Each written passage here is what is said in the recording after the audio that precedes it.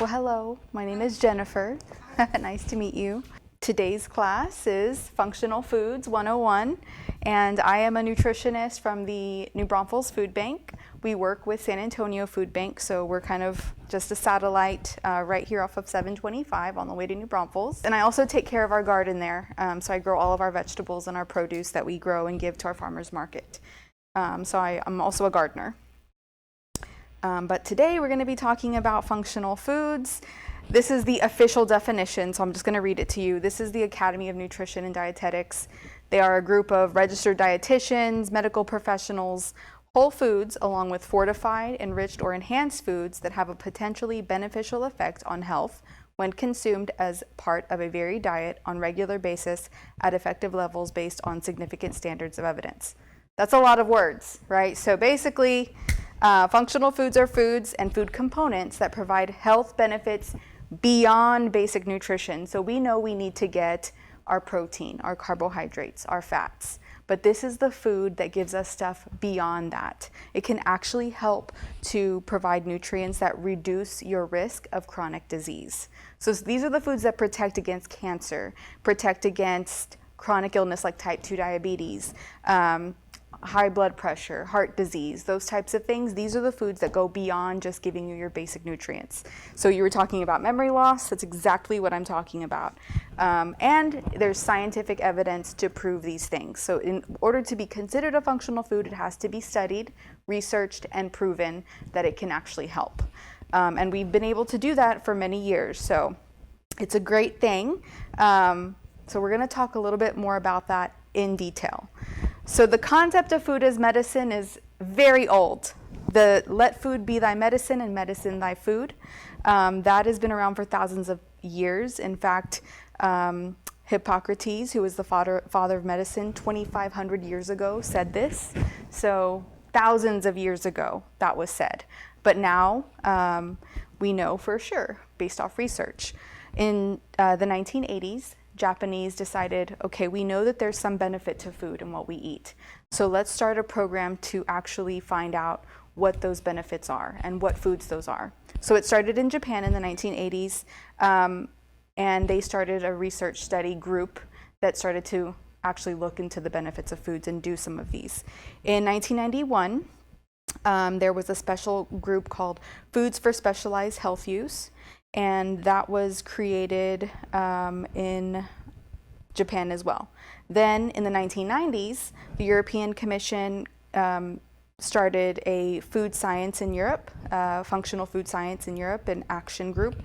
So they also wanted to implement some more research. So it's worldwide. We've been doing it all over the world since the mid-1980s, and it's continued to this day. So it's an age-old concept, right? Thousands of years ago, even fermented foods, right? Before, when we couldn't actually refrigerate our foods, we were making fermented foods, and they knew that it helped them, but they didn't know why, right? So now we actually can see, based off research, there's no clear definition for functional foods in the United States, so it's not regulated by the FDA.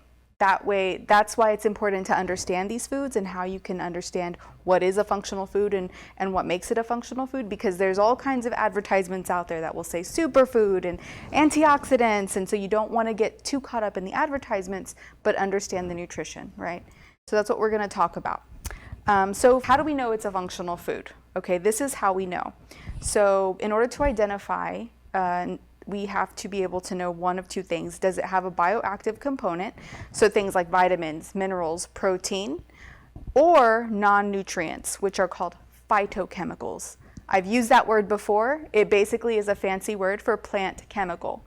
And that's when you start looking more into dietary fiber, prebiotics, probiotics, polyphenols, which are found in like grapes, and antioxidants, which is another big word we hear a lot. Those are in berries and in deep red colored foods.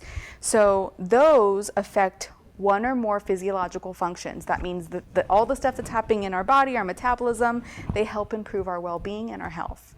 Okay, they reduce our disease risk and also improve disease outcomes if you do have disease. So even if you get a disease, if you start to incorporate these non-nutrients or these bioactive components from food into your diet, it can help the outcome.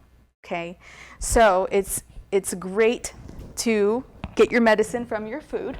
We always hear oh, carrots are great for what, right? My kids always say that. Oh, they're good for your eyes. Bunnies like carrots, right? And they like carrots.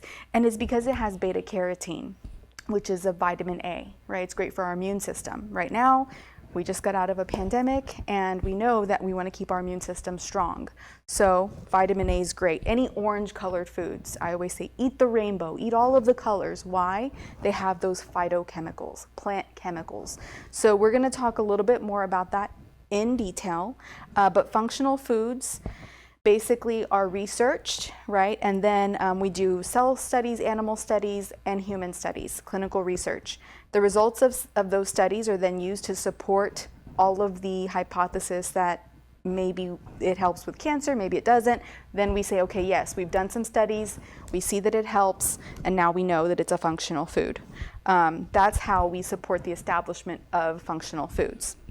So conventional foods, there's different types of foods, right? There's your regular, you go to the store, you buy stuff from the produce section, you buy meat, you buy dairy. Those are your conventional foods. Then we have your modified foods. So that could be considered functional when people enrich foods. So when you see that it has calcium added to orange juice, or vitamin D added to milk, or even B vitamins are added to bread, those are enriched foods. Those can also have benefits.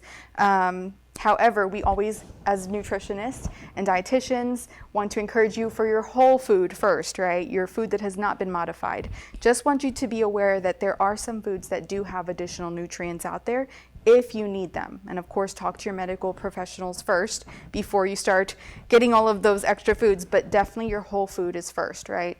They're the ones that have the most absorbable nutrients in your body because it's natural food. Your body understands natural food, natural nutrients from natural produce, natural meats, natural stuff.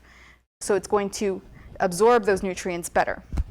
Okay, what are the benefits of functional foods? We know that they've been extensively studied, and we know that it's going to optimize your health, optimize your well-being, going to reduce your risk in chronic disease, and also help you manage chronic disease if you're suffering with something.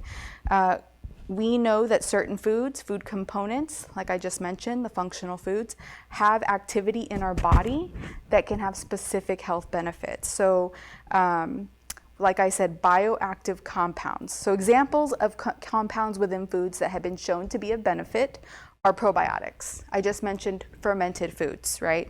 So yogurt, if you ever like sauerkraut, pickled carrots, pickled okra, all of that is so good for your gut. Even miso, which is a type of fermented soy paste, you can put that into hot water, make a miso soup. You can mix it in with noodles and eat it like that. It's really great for your gut. And we know that a lot of our immune health is in our gut. So feeding that healthy bacteria with fermented foods are going to give you those probiotics that are great for digestion, right? Great for immune health. Fiber is another one. It's contained in whole grains. So I often ask people, how do you know it's a whole grain? Is it just because it's brown? Is it just because of the color? Because of the packaging? It's pretty?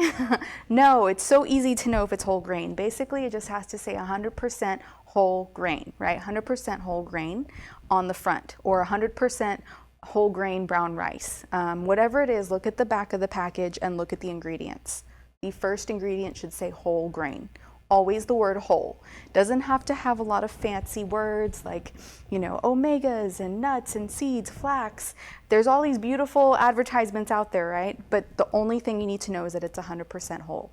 And so that whole grain has some compounds in it that are great for fiber. I always say it's my favorite F word, fiber, and the kids are like, oh my gosh. So yes, that's my favorite F word, fiber, because that is what's going to feed your gut. It also promotes heart health. And for those individuals that are dealing with type 2 diabetes, or any type of diabetes, but specifically type 2, slows down the absorption of sugar. So the example I use is orange juice versus an orange. Orange juice, if you're drinking orange juice, your sugar is going to skyrocket and drop very fast. If you eat an orange, there's fiber in that orange.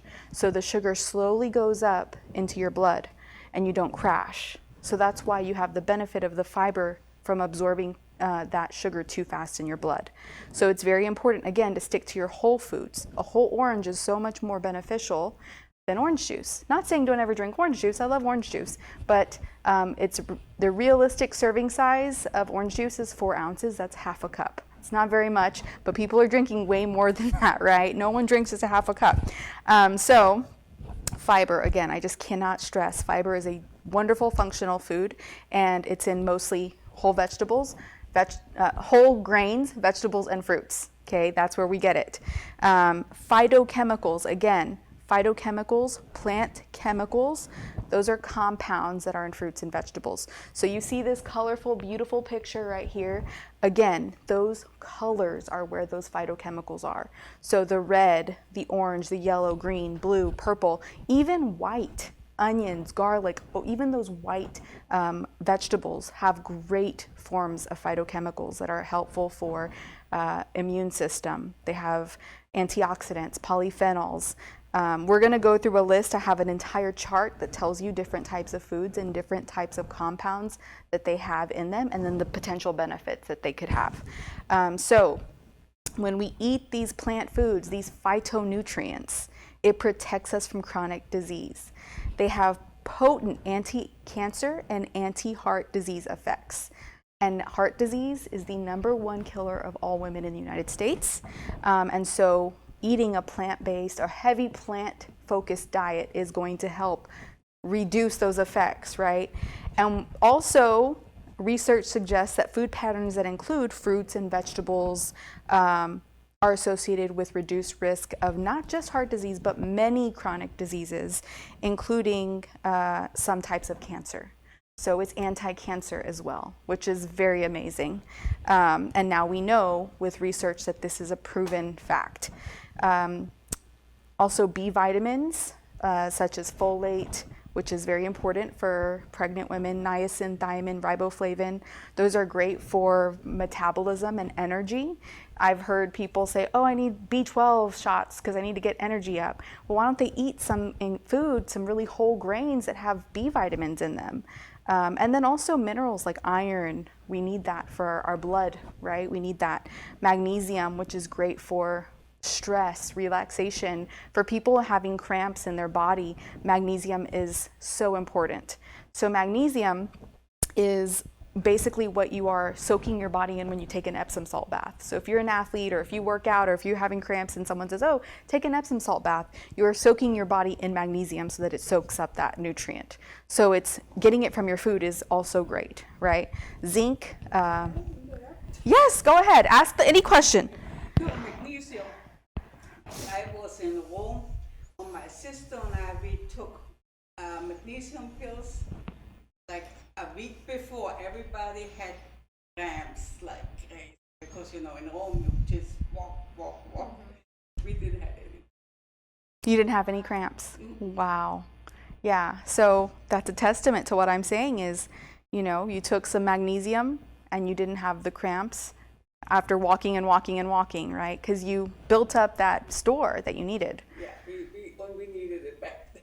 So I like to drink magnesium in a tea, and it's a powder I drink. But at night, it just helps me to calm down and relax. They call it like a calming tea, but it's basically a powder you can put in water and just drink. Is it hot or cold? But I love to drink it at night because it just calms me down. And it's just like, think about it, taking an Epsom salt bath, it relaxes you. It's the same concept. So it can have function beyond just even helping you with chronic disease, but even basic functions like not having cramps, right? Or relaxation. Food is so amazing, but colorful fruits and vegetables are beautiful because they contain those phytonutrients. And it gives them their taste and their smell. So the more colorful a plant, the better its immune system is. And the more it can give you a better immune system. So it's very amazing. This is an example of functional foods. It's a chart that I put together. And you can see just daily foods that we eat: tomatoes, blueberries, fermented milk and dairy, like I mentioned, yogurt is one. Walnuts, great. All nuts, walnuts, almonds, all of those nuts are so full of these, you've heard of omega fatty acids, right? But there's other types of very fancy words, phytosterols, vitamin E, copper, manganese, magnesium, you see a lot of minerals there. And then melatonin, which is a very popular supplement people take to go to sleep. It's naturally occurring in walnuts. So again, can help with your brain health, right? If you're having some trouble sleeping, maybe you're not producing melatonin, maybe increasing your walnut intake. Tomatoes, again, when I said like, oh, what's good for your eyes? We know that carrots have beta carotene. It's that orange color. Tomatoes are red. They also have carotenoids. Like butternut squash is coming up soon, spaghetti squash, acorn squash, all of those winter squashes are full of carotenoids. Wonderful for us, for our immune system. Think about it. It's pretty cool that during the winter, when we are fighting colds, flu, that's when those squashes with all of those vitamin A's, the beta carotene, vitamin C are in season. That's for a reason, because we're supposed to be eating those foods to help our immune system. So it's very, very synergistic. You know, the world and the earth and the plants know, hey, people for hundreds of years have been dealing with these illnesses during cold winter months, so those are the foods that are in season to help our immune system. Going back to school, think about that when you're making lunches, maybe incorporating some more orange and red foods in there to boost those kids' immune systems right now. And it can also reduce risks of certain types of cancers. Here you can see mouth, pharynx, larynx, so right here, prostate and lung cancers. Great for your heart. So has so many benefits. It's pretty, like I said, I'm amazed by it. Fermented milk and dairy, great for your gut, your heart health, and your metabolism. All nuts are full of these beautiful nutrients. Walnuts are just specifically the ones that have those. So broccoli and cruciferous vegetables, again, the cabbage, cauliflower, all of this stuff is coming into season. Brussels sprouts, right? You know when you cook them and it kind of smells a little funny in your house, but they're delicious, and they can have all of these. So vitamin C, which you don't often think of, vitamin K, manganese, folate, potassium, and fiber. Again, potassium is another one. Like when you have cramps, a lot of people say, eat a banana. Well, these broccoli and Brussels sprouts and all that probably have more potassium than a banana. But bananas are great. I love bananas too. Yes, so actually that's a great point, because you said your husband has kidney disease. So these are for people with just regular health. Like you said, your doctor said, okay, he needs to reduce his potassium. So like when you are trying to incorporate some of these foods, if you have certain diseases or chronic diseases, you want to talk to your doctor first, because foods are, just like I said, medicine, right? So they can interact with your medications, they can interact with whatever disease you have. But if you're eating this and you are completely healthy and don't have any pre-existing conditions, most likely they're going to have all of these great benefits. If you can avoid getting on medications, just having a good diet and trying to get a little bit of exercise, then that's the best way to take care of yourself. We know that salmon and other fatty fish, I've mentioned this in previous classes, we're talking cold water fish, so cod, herring, even small fish like anchovies, those really oily fish, sardines, they're great because they have those healthy fats, right? And they support your eye health, your brain health, cardiovascular health, they're heart healthy. For individuals with high cholesterol, it's going to reduce that bad cholesterol. So eating healthy fats actually reduces the bad fat. It's in like avocados, walnuts, all of those, olive oils, canola oils, all of those healthy oils. Butter at room temperature is solid, so that's how it looks in your arteries, right? So we want to be doing more liquid oils when you're talking about your fats. And then I mentioned with whole grains, it does have the fiber, which supports your gut health, your heart health. Look at all of these, all have cardiovascular. Most of all of them protect your cardio health. And that's what we really want to protect, because like I said, it's the #1 killer of all women in the United States. And a lot of times people don't know they have heart problems, and they call it the silent killer because you don't even know. And then one day you have a heart attack. So it's very important to keep that in mind when you're thinking about your dietary choices. Colorectal cancer is great if you are, not great, but it's great to eat whole grains to prevent that, right? So that's another big one. I just am amazed that it can prevent cancer. Like food is actually anti-cancer. So the takeaway from this is just that incorporating functional foods, like I mentioned, it's basically your whole foods. Half your plate fruits and vegetables, whole grains, low-fat dairy, yogurt, low-fat cheese, and milk is okay. You can do alternative milks, oat milk, almond milk, soy milk, just making sure you're getting calcium from other sources. But dark leafy greens are a great source of calcium. Even other sources of calcium could, of course, be other choices of dairy, but you need to get calcium if you're doing those alternative milks. And then it doesn't have to be expensive, right? We want to eat in season. I'm a gardener, so I'm always a proponent of making your own garden at home, and then choosing to go to farmers markets, trying to find produce where you can locally. It's going to have more nutrients and more flavor the less distance that it's traveled and the less time it's spent off of the plant.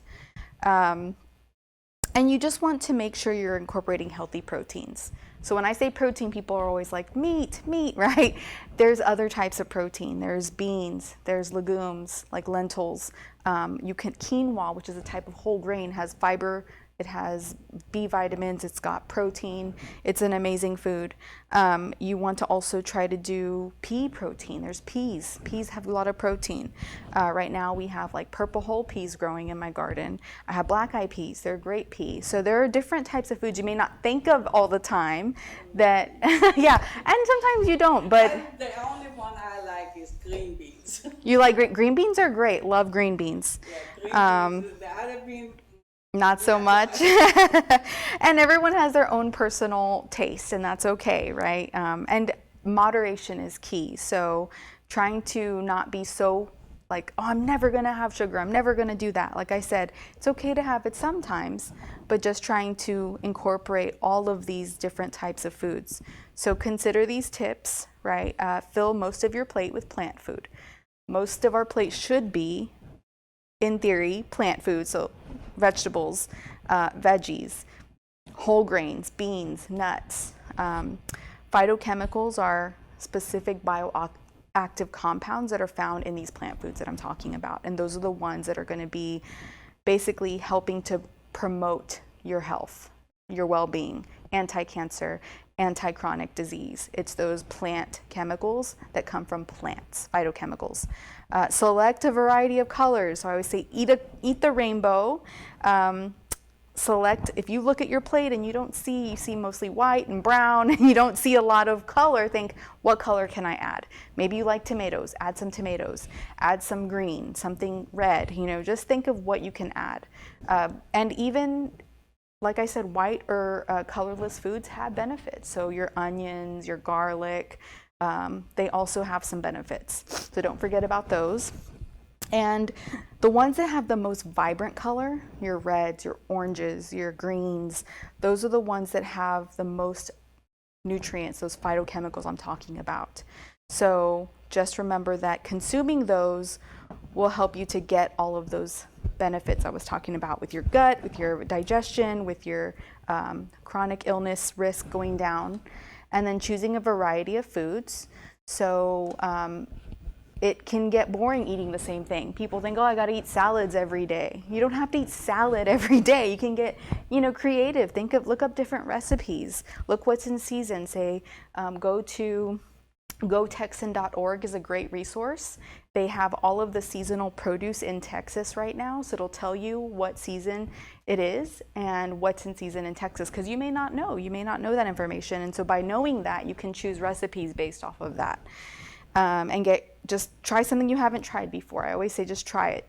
Eat with an open mind, right? Eat with an open mind. You may have tried it one way and you didn't like it, but if you try it a different way, you may like it. So I always say that's my next point, is preparing foods in a variety of ways, because you may not, like I said, different techniques bring out different flavors. You may not like it a certain way in the oven, but hey, you liked it when you did it on the stove. Or if you added some different ingredients, it changed the flavor and it tasted different. So Just keep that in mind. And then, yes, I've heard this a lot. People are like, oh, if you cook your food, it destroys all the nutrients. That's not true. Cooking with heat can destroy some of the compounds in the food, but it's vary among different foods. For example, vitamin C in your is sensitive to high heat, and some may be destroyed when heated, whereas vitamin A is more stable to heat. Okay, so if, let's say, you're eating adding fat like an olive oil to your tomatoes, it's going to help keep some of that nutrient in the tomatoes because the olive oil is helping, it's got vitamin A in it to keep some of that fat. So remember, different combinations of foods can have different availability of the nutrients in it. So keeping that in mind as well. How you prepare your foods is very important. That's why I love olive oil. And then reduce your intake of highly processed foods. I know this is probably, pretty common sense nowadays. Eating stuff that's very high in salt, stuff that's highly processed, so things that are in boxes, cans, eating out, fast food restaurants. They have a lot of salt, a lot of fat, and a lot of sugar. Our favorite things, right? Also, I tell that to a lot of people, shop the perimeter of the store because that's where your whole foods are. You think about it, your produce, your meat, your dairy, all of the stuff that is whole foods, right? In the middle is where we get a lot of that processed foods, things in cans. You can buy those things and still have a healthy diet. If you mix like frozen with canned and fresh, it can help save money, but doing the low sodium options, the no salt added, making sure if you're looking at your nutrition labels that there's not a lot of sugar added in those things, because they will say how much sugar is added in a lot of that. And now we're trying to become more conscious of what we're eating, I feel like, as consumers, and so companies are taking that into consideration and they're making healthier options now. So not everyone, like, you can't always eat fresh, and I get that. And I'm a mom, I'm busy, I have full-time jobs, so sometimes it's easier to buy something that's just easy to warm up. But you can make wise choices, and again, it's about moderation, it's about variety, it's about not, making the wise choices as much as you can based on what you have. So balance is the key to eating, while at the same time providing your body with nutrients to stay healthy. I already went to that one. So I'm gonna make a recipe called golden milk. Have you ever heard of golden milk? I have all of the ingredients on the very last page, so if you don't have it, it's on there.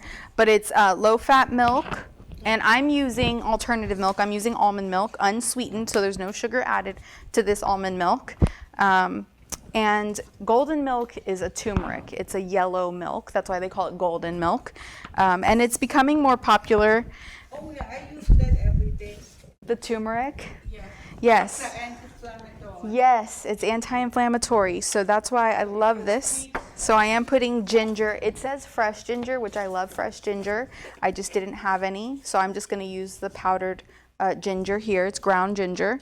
And I'm also going to use some cinnamon, okay?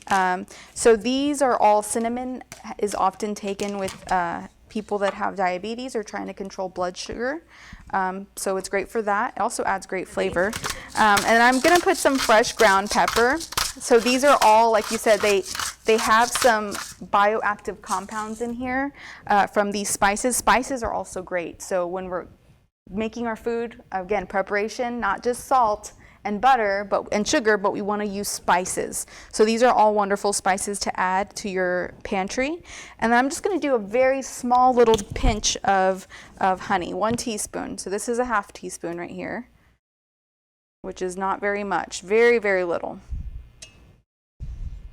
And you can use raw honey if you like. It's a little bit less processed, but this is just regular plain honey.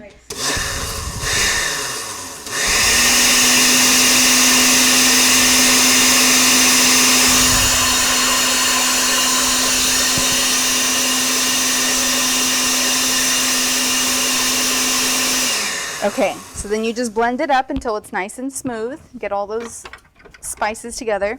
It smells great. And then I'm gonna put it in my little heater here and just heat it for a few minutes. And then once it's warm, then, and you can drink it cold if you want to. I just like to serve it warm. It's nice and comforting. But once it's warm, then you would just, and don't bring it to a boil, just a little bit of a simmer. And then once it's warm, then you would just drink it immediately. But that is golden milk tea, or golden milk. So it's got your turmeric, cinnamon, your ground pepper, all of those, like you said, were stimulants, but they help boost your immune system because it's getting your blood going. And it's got a lot of those antioxidants, those phytochemicals I mentioned during the class that will help your system. So great to get it from actual spices, because I know there's all kinds of supplements and things out there. You can even buy turmeric capsules now. I think you can even buy like cinnamon capsules. But if you just cook with it, make teas, milks like this, or put it in your food, it's the best option for getting it into your body. For bioavailability, your body's going to absorb it so much better than if you just take a pill, right? It's from actual real food, which is what your body knows. So that's it. I'm gonna serve up this golden milk. It looks like it's already warm. Oh, that looks good. Doesn't it? It's nice and frothy, and I'll bring it over to the camera and see. Can you? It's okay. You can kind of see the color there, but it's golden. But that's the whole point I was trying to make, is that it's a golden color, and it is warm, so just be careful. But yes, honey is great, especially local honey. You could also do agave. It's very low glycemic, which is what I usually tell people with diabetes. If you, like I mentioned earlier, how sometimes if you drink orange juice, it skyrockets your blood sugar. Agave is going to slowly go up. So agave is another great option for sweetener. Definitely. You could even do a pumpkin spice version if you wanted to, because I know that's coming up. Well, this you can make, and it's much healthier version. But that's all I've got for functional foods today. Hopefully that this recipe will be something that you'd be willing to try at home. It's so good. I know everyone's ready for fall. I already saw pumpkins at the store, and I was like, wait, it's still summer technically. But yes, this is a great fall drink. That's it. Thank you so much.